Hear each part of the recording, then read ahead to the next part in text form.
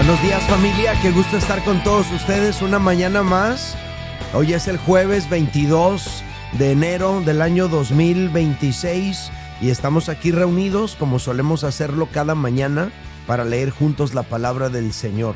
Qué gusto estar con todos ustedes una vez más. Le doy la más cordial bienvenida a todos los que ya están llegando en ambas plataformas donde transmito en vivo, tanto en YouTube como en Facebook. Qué bueno que ya están llegando. También saludo con gusto a todos aquellos que van a ver esta transmisión en diferido a lo largo del día o a lo largo de los días que vienen. Qué gusto también a ustedes tenerles en esta lectura. Y también saludo con mucho cariño a todos aquellos que van a escuchar esto en el formato podcast a través de Spotify y a través de YouTube también. Qué gusto estar con ustedes leyendo la palabra del Señor como cada mañana lo hacemos. Bienvenidos sean todos. Y saludo con cariño también a los que están haciendo un viaje o están manejando al trabajo o están regresando del trabajo a casa y les gusta manejar escuchando la lectura de la palabra de Dios. Qué gusto de verdad acompañarles mientras conducen. Si estás por ahí en un hospital, ¿verdad? Y estás escuchando la palabra de Dios, qué gusto poder llegar hasta allá. Si estás cuidando a algún enfermo y no te puedes congregar, pues qué gusto poder llevar la palabra de Dios hasta ese lugar donde te encuentras. Muy bien, pues vamos a hacer una oración y continuamos con nuestra lectura del libro del profeta Isaías. Así que oramos y luego leemos el capítulo 10. Padre, te damos gracias por tus bondades, por la bendición tan grande de despertar esta mañana y tener la oportunidad de reunirnos con una comunidad de creyentes que tienen ese mismo anhelo nuestro de leer la palabra juntos y meditar en ella. Señor, por favor, que esta lectura nos inspire, nos desafíe, que esta lectura hable en nuestro corazón, que podamos ser edificados con ella. En el nombre de Jesús te lo pedimos y todos decimos amén. Muy bien, entonces abra su Biblia en el capítulo 10 de Isaías y le recuerdo que la mejor manera de aprovechar este tiempo es que usted tuviera su Biblia abierta, tuviera su cuadernito ahí a un lado y tuviera una pluma para escribir los conceptos y subrayar algunos lugares de la Biblia donde usted está leyendo algo que llame la atención. Esto es la mejor forma de aprovechar esta lectura. Bueno, habiendo dicho todo esto, vamos a leer el capítulo 10 de Isaías. Dice: hay de los que dictan leyes injustas y prescriben tiranía para apartar del juicio a los pobres y para quitar el derecho a los afligidos de mi pueblo, para despojar a las viudas y robar a los huérfanos. ¿Y qué haréis en el día del castigo? ¿A quién os acogeréis para que os ayude cuando venga de lejos el asolamiento? ¿En dónde dejaréis vuestra gloria? Sin mí se inclinarán entre los presos, y entre los muertos caerán. Ni con todo esto ha cesado su furor, sino que todavía su mano está extendida. Oh Asiria, vara y báculo de mi furor, en su mano he puesto mi ira. Le mandaré contra una nación pérfida, y sobre el pueblo de mi ira le enviaré para que quite despojos y arrebate presa, y lo ponga para ser hollado como lodo de las calles. Aunque él no lo pensará así, ni su corazón lo imaginará de esta manera, sino que su pensamiento será desarraigar y cortar naciones no pocas. Porque él dice: mis príncipes, ¿no son todos reyes? ¿No es Calno como Carquemis, Hamad como Arfad y Samaria como Damasco? Como halló mi mano los reinos de los ídolos, siendo sus imágenes más que las de Jerusalén y de Samaria, como hice a Samaria y a sus ídolos. ¿No haré también así a Jerusalén y a sus ídolos? Pero acontecerá que desde que el Señor haya acabado toda su obra en el monte Sión y en Jerusalén, castigará el fruto de la soberbia del corazón del rey de Asiria y la gloria de la altivez de sus ojos. Porque dijo: con el poder de mi mano lo he hecho, y con mi sabiduría, porque he sido prudente, quité los territorios a los pueblos, y saqué sus tesoros y derribé como valientes a los que estaban sentados. Y halló mi mano como nido las riquezas de los pueblos, y como se recogen los huevos abandonados, así me apoderé yo de toda la tierra, y no hubo quien moviese ala, ni abriese boca, y graznase. ¿Se gloriará el hacha contra el que con ella corta? ¿Se ensoberbecerá la sierra contra el que la mueve? Como si el báculo levantase al que lo levanta, como si levantase la vara al que no es leño. Por esto el Señor Jehová de los ejércitos enviará debilidad sobre sus robustos, y debajo de su gloria encenderá una hoguera como ardor de fuego. Y la luz de Israel será por fuego, y su santo por llama, que abrase y consuma en un día sus cardos y sus espinos. La gloria de su bosque y de su campo fértil consumirá totalmente. Alma y cuerpo vendrá a ser como abanderado en derrota. Los árboles que queden en su bosque serán en número que un niño los pueda contar. Acontecerá en aquel tiempo que los que hayan quedado de Israel y los que hayan quedado de la casa de Jacob nunca más se apoyarán en el que los hirió, sino que se apoyarán con verdad en Jehová, el Santo de Israel. El remanente volverá, el remanente de Jacob volverá al Dios fuerte. Porque si tu pueblo, oh Israel, fuere como las arenas del mar, el remanente de él volverá. La destrucción acordada rebosará justicia, pues el Señor, Jehová de los ejércitos, hará consumación ya determinada en medio de la tierra. Por tanto, el Señor, Jehová de los ejércitos, dice así: pueblo mío, morador de Sión, no temas de Asiria, con vara te herirá, y contra ti alzará su palo, a la manera de Egipto. Mas de aquí a muy poco tiempo se acabará mi furor y mi enojo, para destrucción de ellos, y levantará Jehová de los ejércitos azote contra él, como la matanza de Madián en la peña de Oreb, y alzará su vara sobre el mar, como hizo por la vía de Egipto. Acontecerá en aquel tiempo que su carga será quitada de tu hombro, y su yugo de tu cerviz, y el yugo se pudrirá a causa de la unción. Vino hasta Ahat, pasó hasta Migrón, en Micmas contará su ejército. Pasaron el vado, se alojaron en Geba, Ramá tembló, Gabá de Saúl huyó. Grita en alta voz, hija de Galim, hasta que se oiga hacia Lais, pobrecilla Anatot. Madmena se alborotó, los moradores de Gebim huyen. Aún vendrá día cuando reposará en Nob. Alzará su mano al monte de la hija de Sión, al collado de Jerusalén.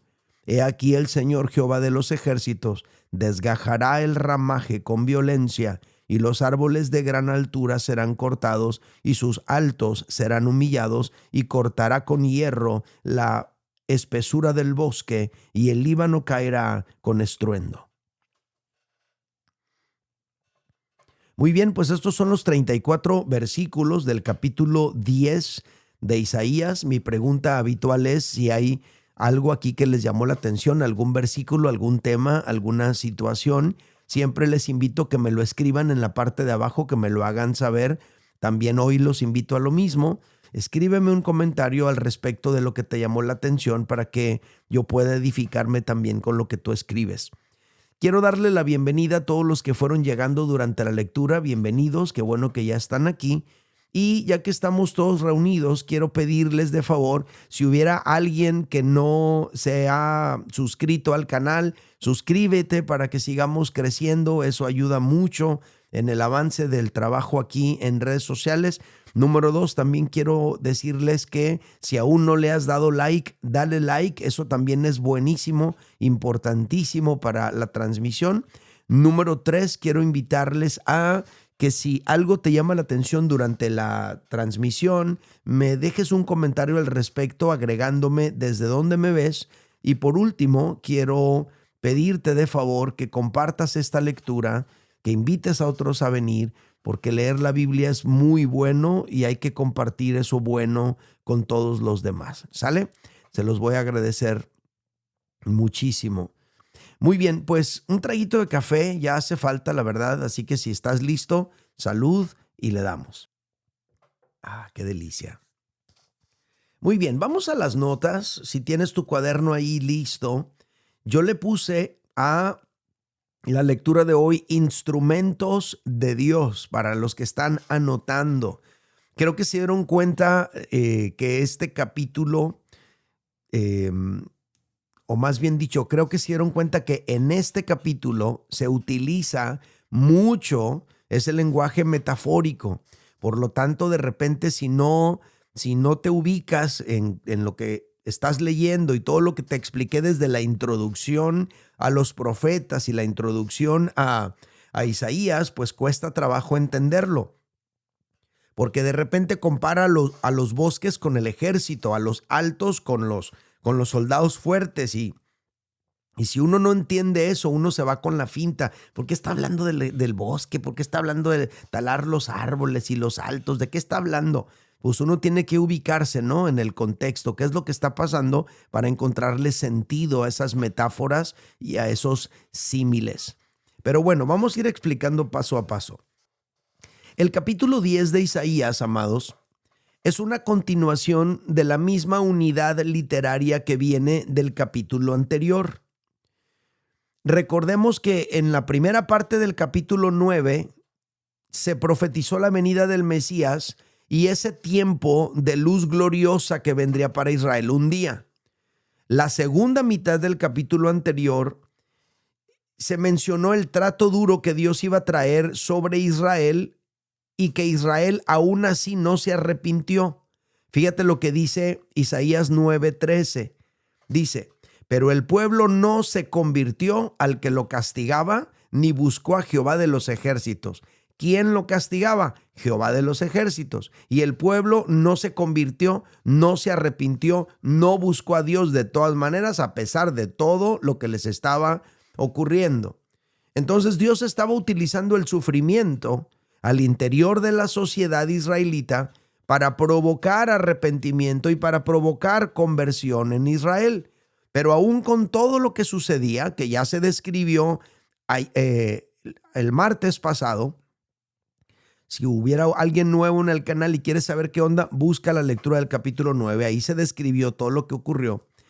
Pero aún con todo lo que ocurría, Israel no se convertía, por lo tanto el trato duro de Dios continuaba y continuaba. Por eso se repite una frase muy interesante vez tras vez, y tú puedes identificar de inmediato por esa frase repetitiva que es como un poema, como una unidad literaria específica. La frase era esta: ni con todo esto ha cesado su furor, el furor de Dios, ¿verdad? Sino que todavía su mano está extendida. ¿La mano de quién? La mano de Dios. ¿Extendida para qué? Para castigar a su pueblo, ¿verdad? ¿Y por qué? Pues porque no se arrepentían. Ok. El inicio del capítulo que leímos hoy, si te acuerdas, es parte de lo que se viene narrando y termina con la misma frase. Fíjate cómo dice, versículos 1 al 4. Dice: hay de los que dictan leyes injustas y prescriben tiranía, para apartar del juicio a los pobres y para quitar el derecho a los afligidos de mi pueblo, para despojar a las viudas y robar a los huérfanos. ¿Y qué haréis en el día del castigo? A ver qué van a hacer ese día. ¿A quién os acogeréis para que os ayude? Cuando venga de lejos el asolamiento, ¿en dónde dejaréis vuestra gloria? Y luego dice el verso 4, sin mí se inclinarán entre los presos, entre los muertos caerán. Sin mí, les dice Dios, sin mí les va a pasar esto. Si no vuelven a mí, si no se arrepienten, terminarán inclinados como los presos y van a caer entre los muertos.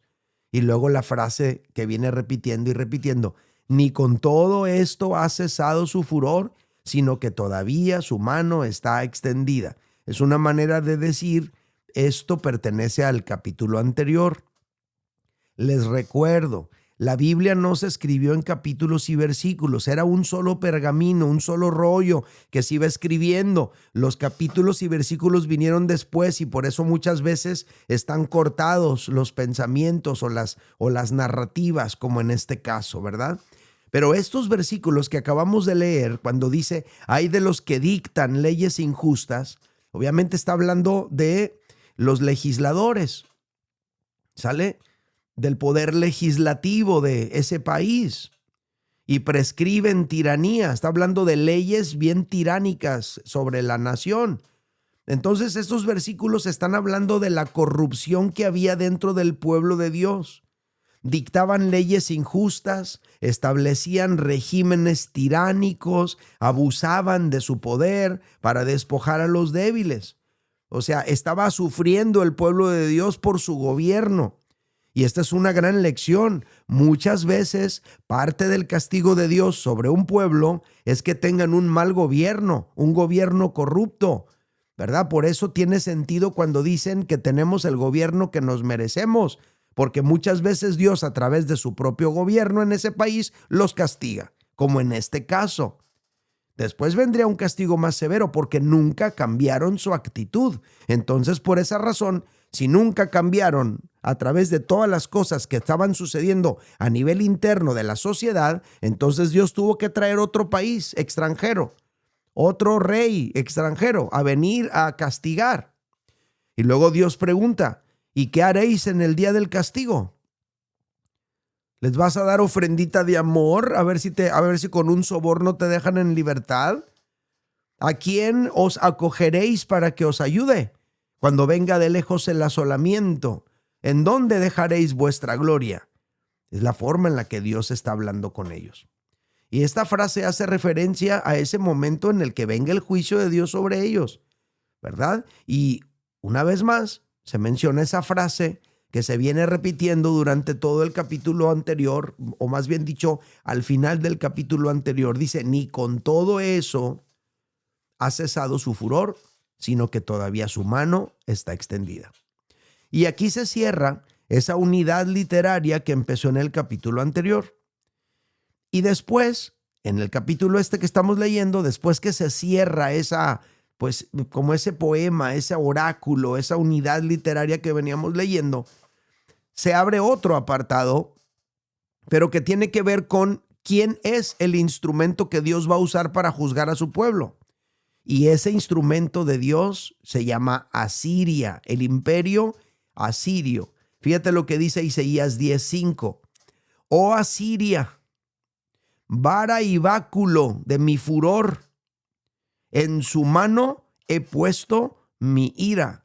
Dios puso su ira en la mano del imperio asirio para venir a castigar a la nación de Judá. Dios reconoce a Asiria como un instrumento de su ira. Y aquí utiliza dos términos, vara y báculo. Oh Asiria, vara y báculo de mi furor. La vara y el báculo son la vara y el cayado. ¿Te acuerdas de Salmo 23? Tu vara y tu cayado. El báculo es el cayado. Estos son instrumentos que en el antiguo Israel utilizaban los pastores para dirigir sus rebaños. Bueno, pues el pueblo de Dios siempre se ha comparado con un rebaño. Entonces, aquí se está utilizando esta metáfora para que la gente entienda de qué está hablando. Salmo 100, verso 3. Reconoced que Jehová es Dios, Él nos hizo y no nosotros a nosotros mismos. Pueblo suyo somos y ovejas de su prado.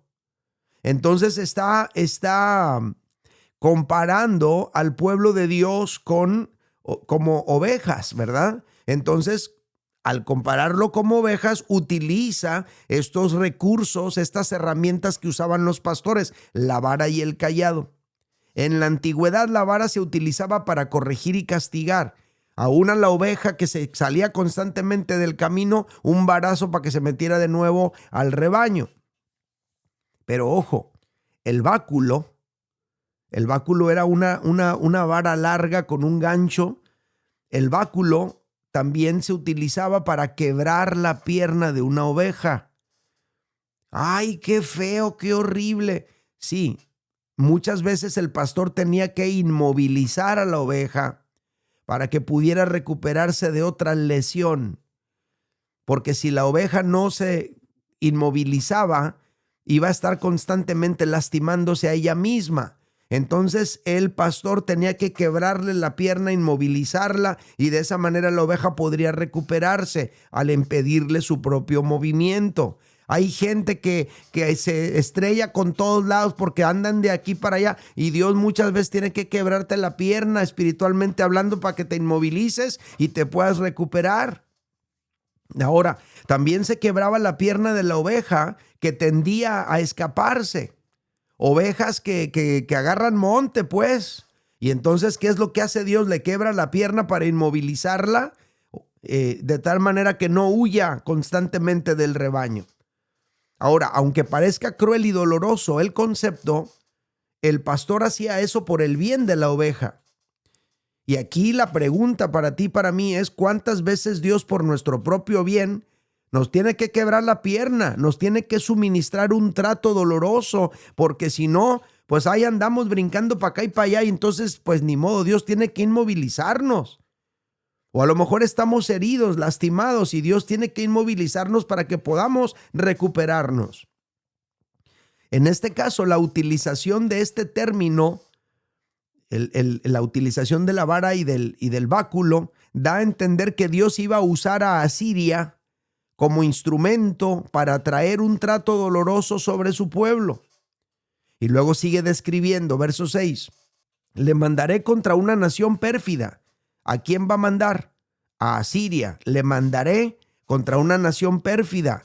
¿Quién es la nación pérfida? En este caso, el reino del sur, Judá.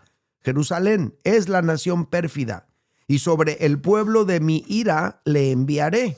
O sea, al pueblo que me hizo enojar, a ellos los voy a enviar a que los castiguen. Y dice, para que quite despojos y arrebate presa y lo ponga para ser pisoteado, hollado como lodo de las calles.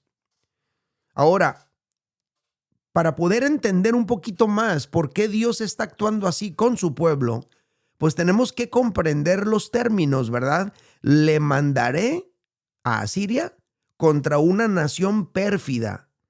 Israel, Jerusalén, el reino del sur, en este caso más específicamente, Judá. ¿Qué onda con esa frase, nación pérfida? ¿Qué significa pérfida? La palabra pérfida significa desleal, significa traidor, significa infiel. Una nación pérfida es una nación infiel, una mujer pérfida es una mujer infiel. Un hombre pérfido es un traidor, es un desleal. Entonces Dios está diciendo que mi pueblo es desleal, mi pueblo es traidor, mi pueblo es infiel.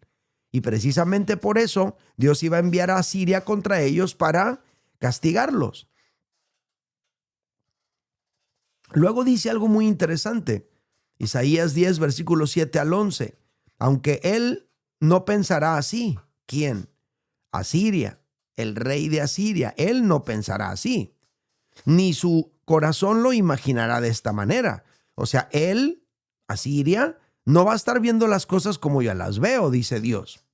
Sino que en su pensamiento, el rey de Asiria estará pensando, su pensamiento será desarraigar y cortar naciones no pocas. O sea, todas las que pueda dominar, las va a querer dominar. Sería un imperio con una mentalidad imperialista, queriendo apoderarse de los recursos, meterse en donde pueda. Así estaría pensando el imperio. Verso 8, porque él dice, Asiria, mis príncipes no son todos reyes. ¿No es Calno como Carquemis, Hamat como Arfat y Samaria como Damasco? Como halló mi mano los reinos de los ídolos, siendo sus imágenes más que las de Jerusalén y de Samaria, como hice a Samaria y a sus ídolos, ¿no haré también hacia Jerusalén y a sus ídolos? Aquí te puedes dar cuenta que Jerusalén tenía ídolos. Por eso Dios les llama pérfidos, infieles, traidores. ¿Sale? Pero fíjate cómo está pensando el rey de Asiria. Yo los voy a dominar. Así como dominé a Samaria y los destruí, así también a esto los voy a destruir. Asiria no estaba consciente de que ellos solamente estaban siendo utilizados como instrumentos de Dios. Ellos no estaban sometidos a Dios ni queriendo ser sus instrumentos en sus manos. Ellos no estaban como tú y yo cada mañana, Señor, usa mi vida, yo quiero que tú uses mis manos. No, ellos no estaban haciendo eso. Ellos ni cuenta se daban que Dios los estaba usando. Ellos estaban actuando nomás como un imperio pagano, con fines expansionistas, con arrogancia de corazón. Ellos no estaban pensando en hacer la voluntad de Dios o en guardar sus mandamientos. Ellos ni cuenta se daban cómo Dios los estaba usando. A lo mejor Donald Trump y los Estados Unidos ni cuenta se dan a lo mejor cómo Dios los está usando en algunas situaciones alrededor del mundo. Yo no lo sé. Y no estoy diciendo que estoy de acuerdo con todo lo que está haciendo este país. Pero ellos estaban actuando como imperio pagano, con fines expansionistas y con arrogancia de corazón.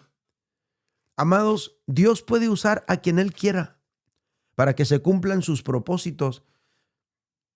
¿A poco te imaginas tú que el rey de Asiria era muy santito? ¿O te imaginas tú que el rey de Asiria era muy consagrado al Señor? No, era un pagano, pecador, haciendo lo peor y siendo de lo peor. Pero Dios lo estaba usando como un instrumento para sus propósitos. Y el instrumento no necesariamente está consciente de lo que Dios está haciendo a través de él. Hay personas que sin saberlo o sin estar conscientes están siendo usados por Dios como instrumentos de quebranto en nuestra vida. Y esa persona ni se imagina. Así que no la agarres contra él porque él ni sabe o ella ni sabe. Luego Isaías nos muestra que aunque Dios está utilizando a un pagano para quebrantar a sus hijos, Dios después lo va a castigar a él por su arrogancia de corazón. Porque fíjate cómo dice, versículo 12, pero acontecerá que ¿después de cuándo? Después de que ellos vengan y castiguen a Jerusalén, que el Señor haya acabado toda su obra en el monte Sión, después de eso, castigará el fruto de la soberbia del corazón del rey de Asiria y la gloria de la altivez de sus ojos. O sea, este tipo se creía todopoderoso, que nadie le podía hacer nada. Dios dice, sí, está bien, échale ganas ahí. Y después me voy a encargar de ti. Amados, el hecho de que Dios use un instrumento para disciplinar a sus hijos no exonera a ese instrumento de ser castigado por sus propios pecados. El hecho de que Dios use un instrumento para disciplinar a sus hijos no exonera a ese instrumento de ser castigado de sus propios pecados. Luego vienen unos versículos que nos describen el pecado de Asiria, la arrogancia de Asiria, cómo cometió ese pecado mientras fue usado como instrumento de Dios. Dice en versículo 13 y 14, porque dijo, con el poder de mi mano lo he hecho y con mi sabiduría, porque he sido prudente, quité los territorios de los pueblos, saqué sus tesoros y derribé como valientes a los que estaban sentados, y halló mi mano como nido las riquezas de los pueblos, y como se recogen los huevos abandonados, así me apoderé yo de toda la tierra, y no hubo quien moviese ala, ni abriese boca, y graznase. ¿Qué es lo que estaba diciendo el rey de Asiria? Pues yo puedo hacer esto porque puedo, porque nadie me puede decir nada a mí, porque yo soy el mero mero. Así se engrandeció y se ensoberbeció y creyó que nadie podía hacerle frente. Por eso, con esta metáfora dice, no hubo quien moviese ala, ni abriese boca y graznase. Está como comparando a los países que tomó como si fueran patos que pudieran graznar y movieran un ala para defenderse. Pues se estaba engrandeciendo, sin entender que fue Dios quien le permitió crecer, solo para usarle como un instrumento suyo. Entonces hay personas que Dios les permite crecer con el objetivo de utilizarlos como un instrumento suyo. No es un premio que Dios les da, es parte del plan que Dios ya tiene. Isaías 10, versículos 15 al 16 dice, porque está hablando ahora Dios está hablando de cómo Asiria, que nada más es un instrumento en las manos de Dios, se gloría. Y entonces hay unas preguntas retóricas aquí. ¿Se gloriará el hacha contra el que con ella corta? O sea, ¿se va a sentir más importante el hacha, que es el instrumento, que el que lo está usando?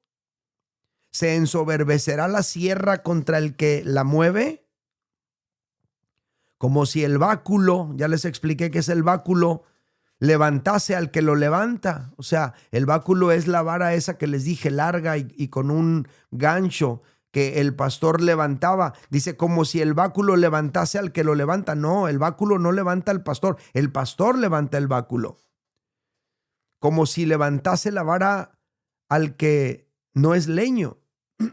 Verso 16. Por esto el Señor, Jehová de los ejércitos, enviará debilidad sobre sus robustos.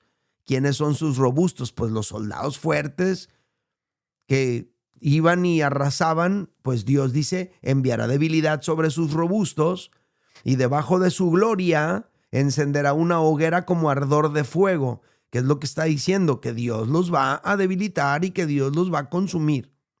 Entonces, Dios estaba dejando claro que Asiria fue tan solo un instrumento, como el hacha, como la sierra, como el báculo. Es todo. Pero por su soberbia serían juzgados también.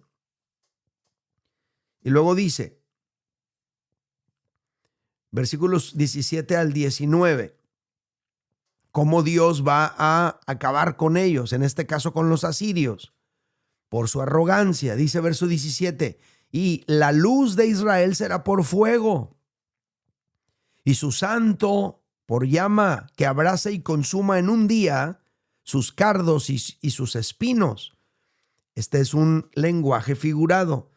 Está llamando a sus cardos y sus espinos. Es una comparación, ¿verdad? Está utilizando estas pues ramas con espinas, estas ramas. Está utilizando estos términos para representar de alguna manera a los del ejército de Siria, cómo iban a ser ellos consumidos por el fuego. Verso 18.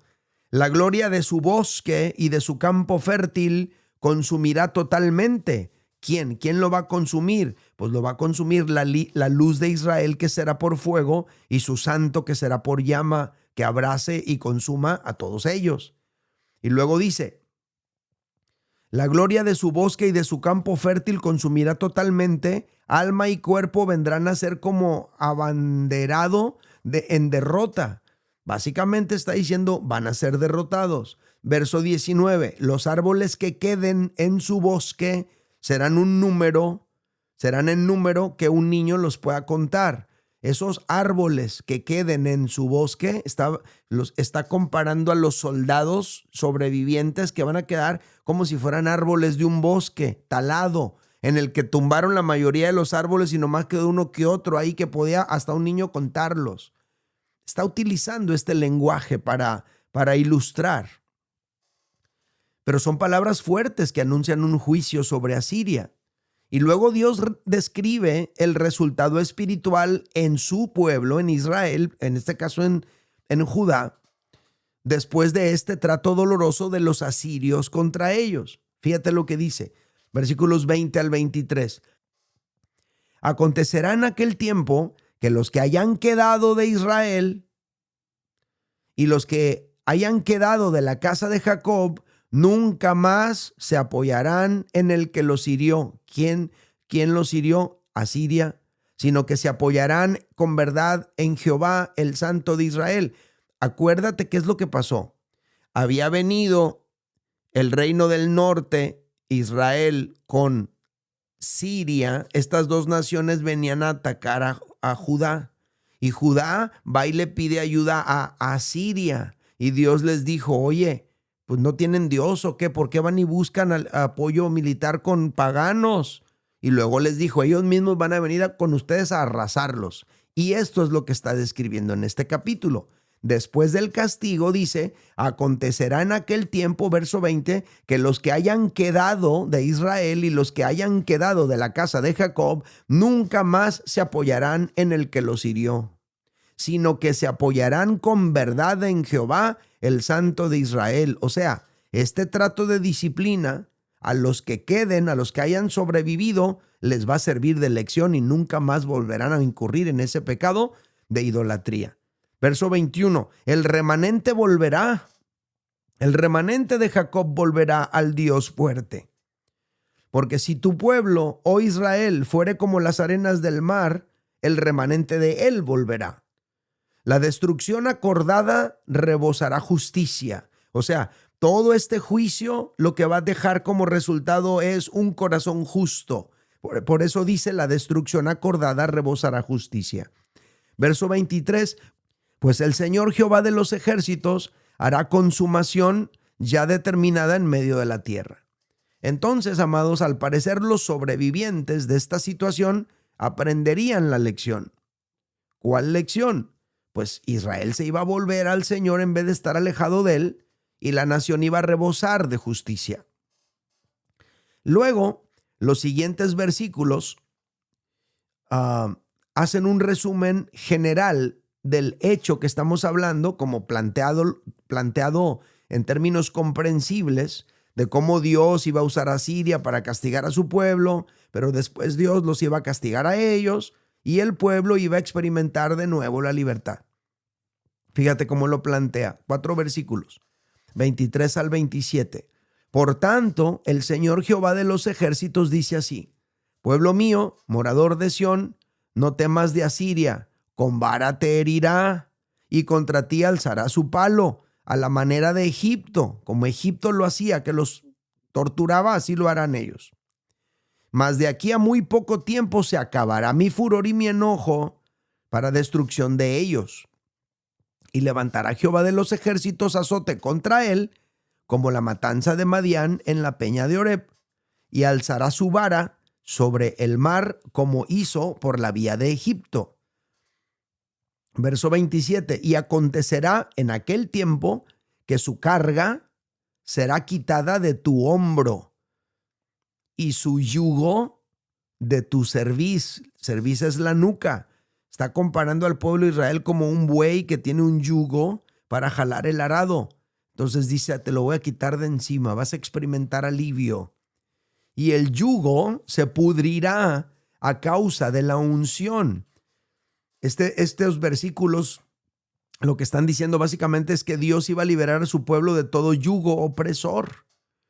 Y siempre se usa este versículo, ¿no? Y el yugo se pudrirá a causa de la unción. Entonces quieren dar a entender como que ese pastor, ese predicador, está tan súper ungido que puede romper el yugo de la gente.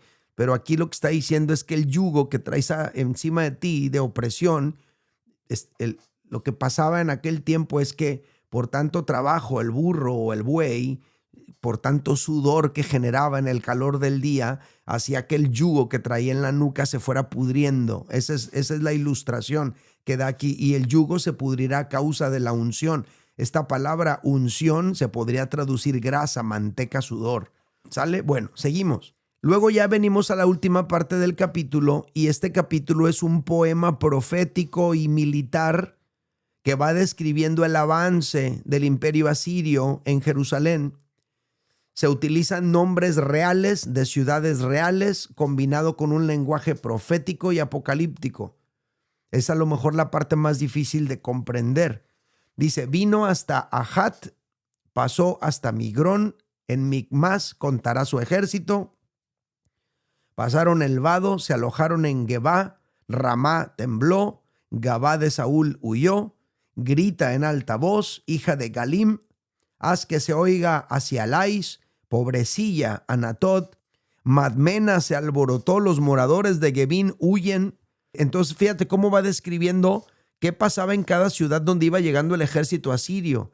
Unos corrían, otros huían, otros gritaban, otros se desmayaban. O sea, era un terror horrible en el país. Pero luego dice versos 32 al 34, checa el dato. Aún vendrá día cuando reposará en Nob. Eso de reposará quiere decir que ahí se iba a detener. Alzará su mano al monte de la hija de Sión, al collado de Jerusalén. Verso 33, he aquí el Señor Jehová de los ejércitos desgarrará el ramaje con violencia. Está hablando de cómo Dios iba a destruir el ejército. Y los árboles de gran altura serán cortados. Está hablando de los soldados más altos del ejército. Y los altos serán humillados, y cortará con hierro la espesura del bosque. Está comparando el bosque con los soldados, con el ejército, y el Líbano caerá con estruendo.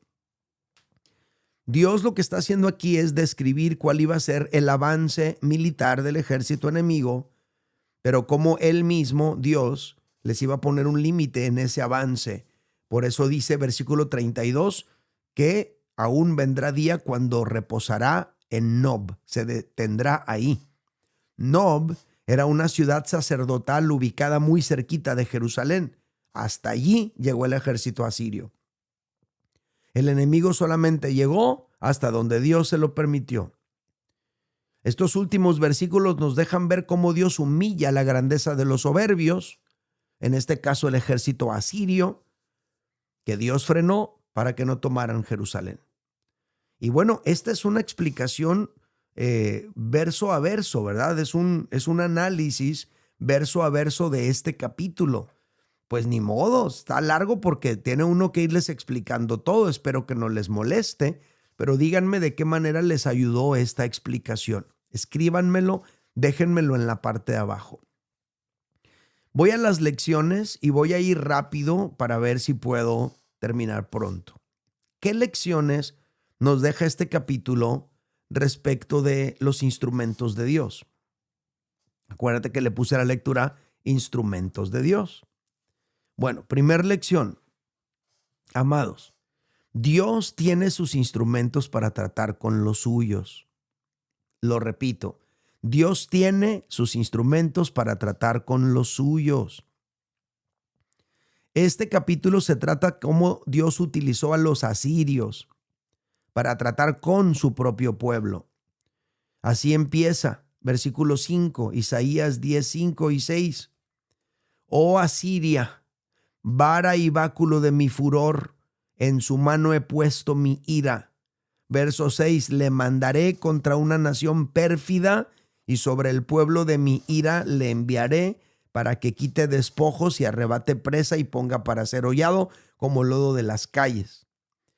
O sea, el instrumento de Dios era Asiria.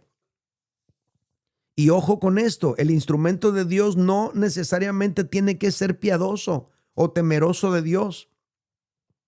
Eso a Dios no le importa cuando lo único que quiere es usarlo para sus fines.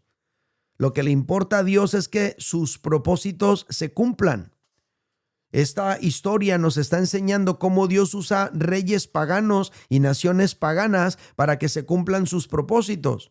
Utilizó en el pasado a Ciro, rey de Persia, utilizó al rey de Asiria como aquí, utilizó al faraón, pero ellos simplemente eran instrumentos, herramientas de Dios para castigar a su pueblo.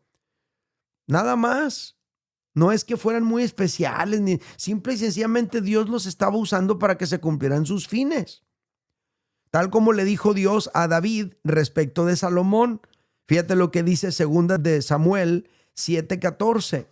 Yo le seré a él, a Salomón, padre, y él me será a mí hijo, y si él, Salomón, Israel, hiciere mal, yo le castigaré con vara de hombres. Está utilizando este lenguaje para ilustrar cómo Dios iba a utilizar otros seres humanos para castigar a su pueblo, a sus hijos, y con azotes de hijos de hombres. Esas varas de hombres e hijos de hombres serían simples instrumentos de Dios. Y esos hombres no necesariamente tenían que ser santos o piadosos.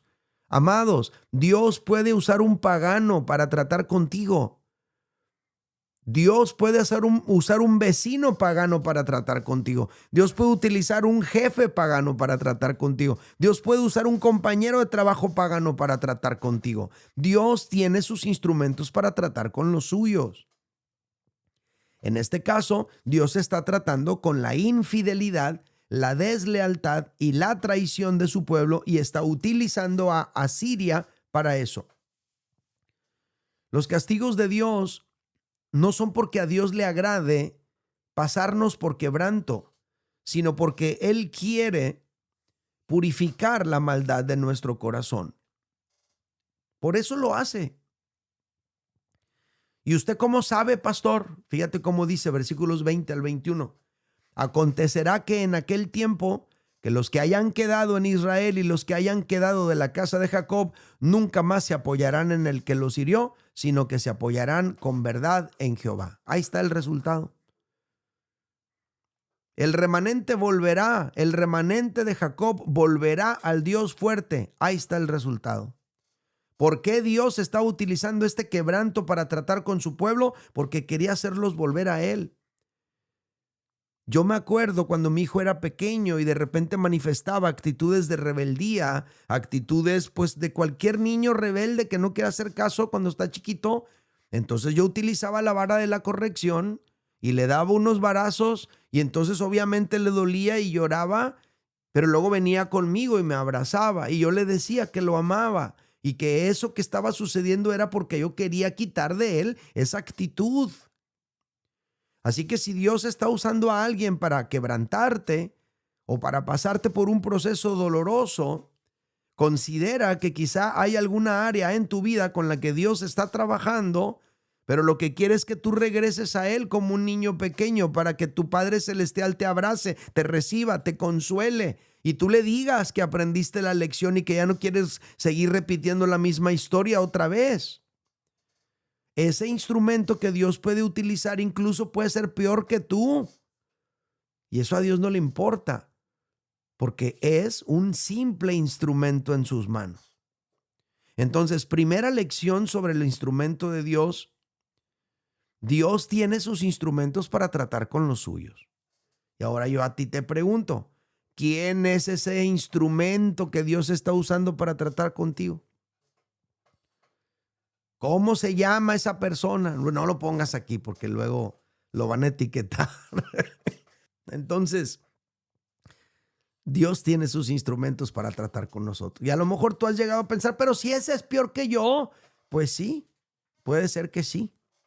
Dios no anda buscando santitos para utilizar. Dios utiliza al que Él quiere o al que le conviene usar de acuerdo a sus propósitos.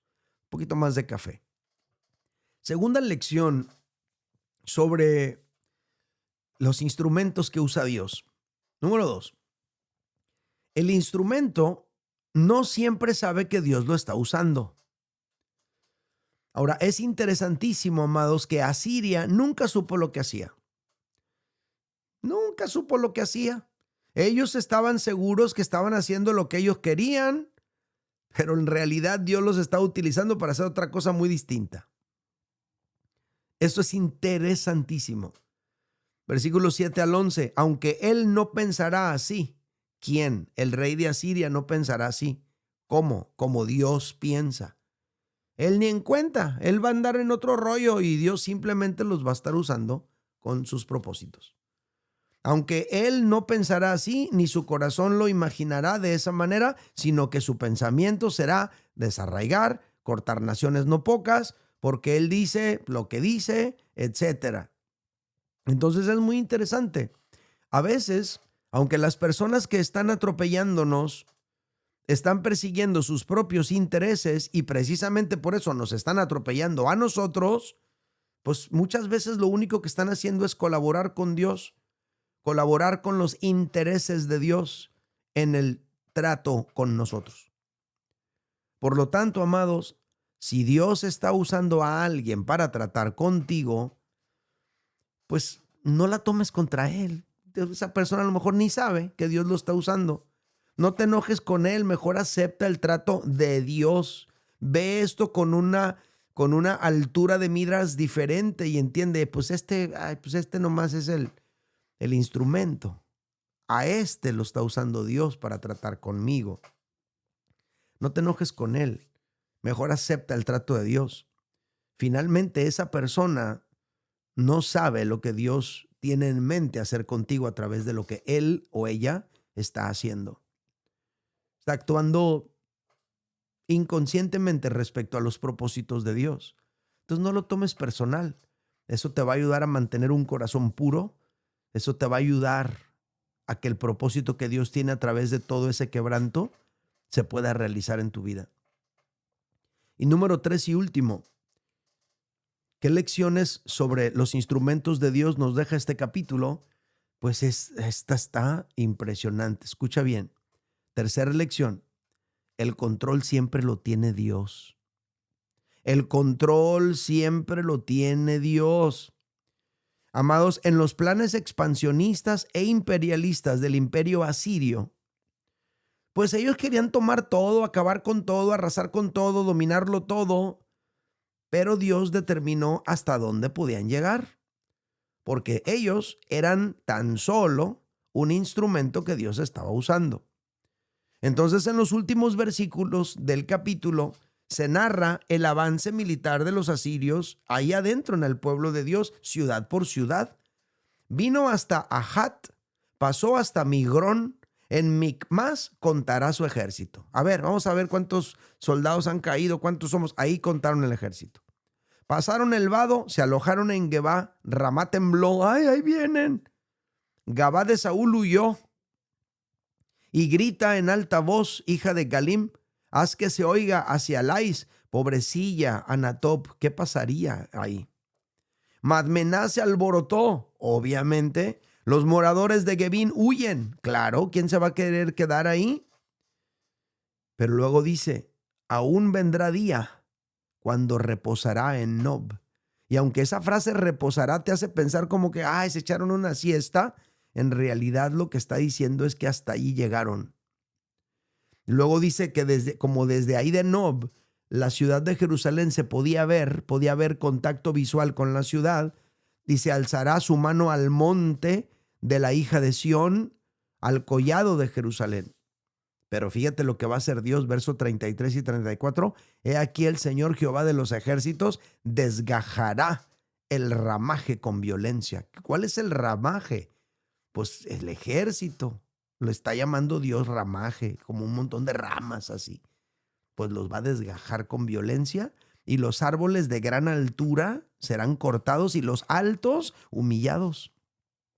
Y cortará con hierro la espesura del bosque, y el Líbano caerá con estruendo. Estos versículos, amados, son una descripción de la ruta que iba a llevar el imperio invasor, pero en Nob se iban a detener.